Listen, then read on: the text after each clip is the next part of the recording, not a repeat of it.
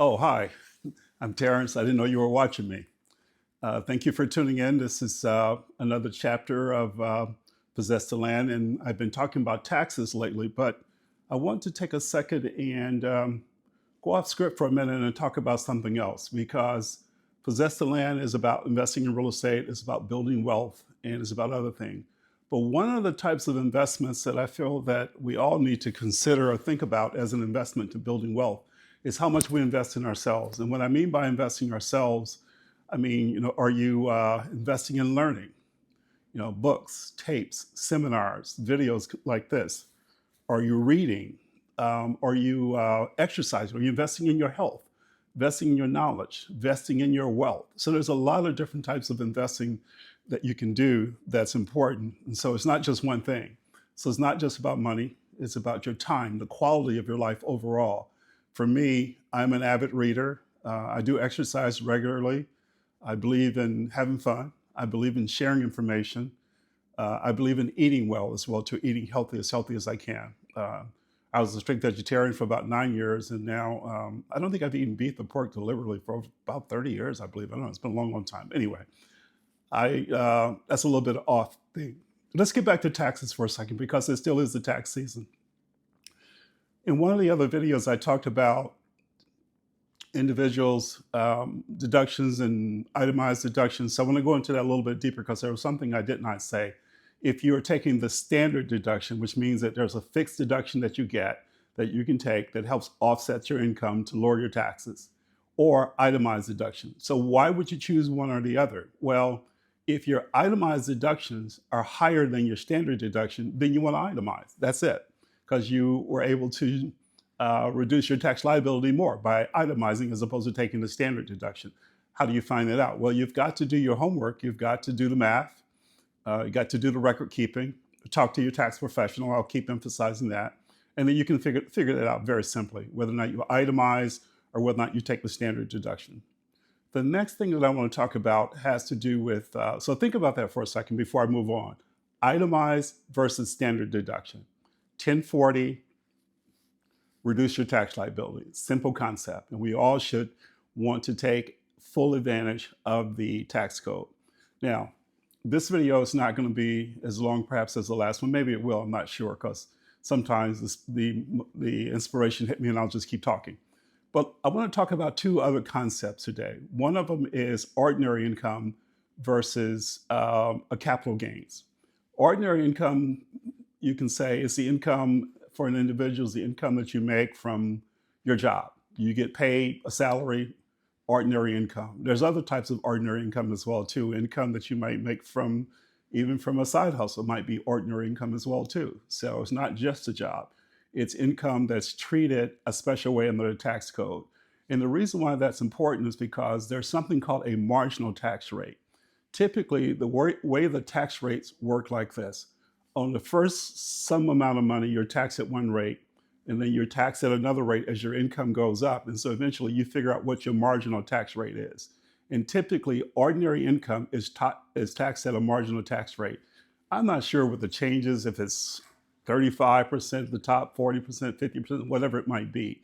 But just know that the more money you make, your tax is going to change depending upon what your marginal income tax rate is. Again, remember I said tax professional, irs.gov, a lot of different ways you can find that out.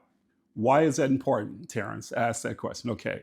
The reason why that's important because tax planning, tax strategy is so critically important.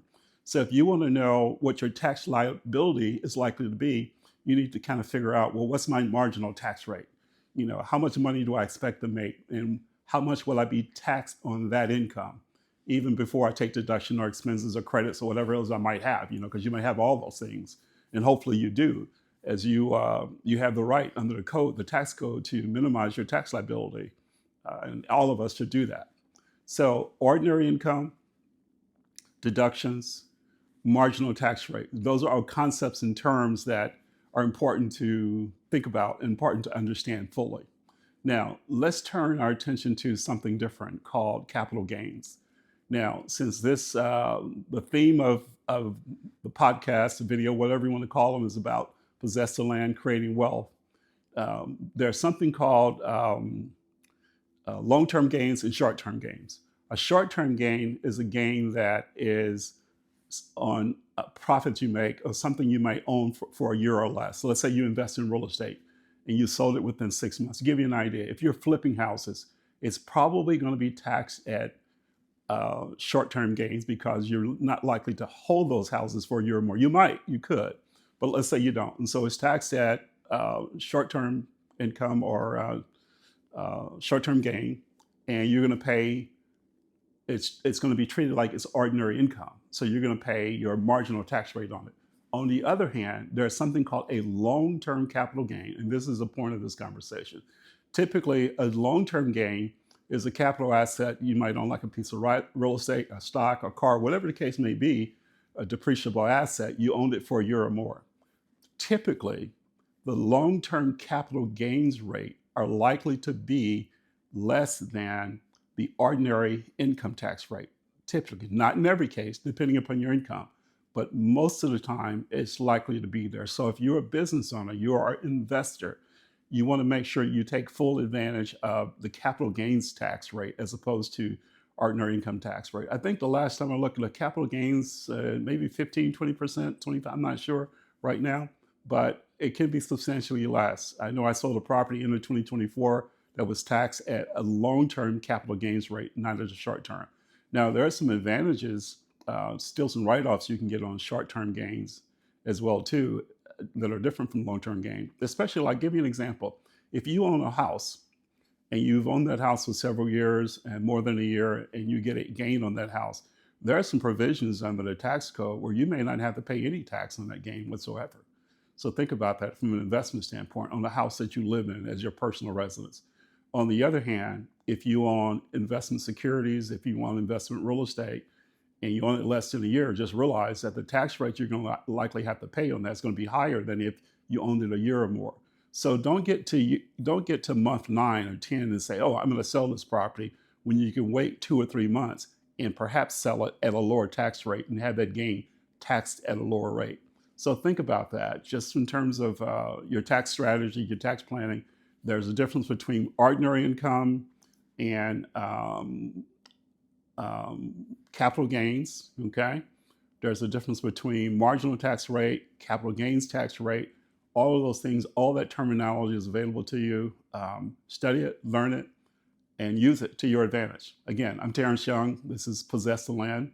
Thank you for tuning in. And once again, I ask you, if you like the information, please share the video. Please recommend the page, Possess the Land on YouTube, Possess the Land on Facebook, Instagram. It's out there. There'll be something connected to this video that'll help you find me. And give me comments, give me feedback. Reach out to me too if you have questions, and I'll do my best to try to respond, and hope to see you in the next video. Thank you.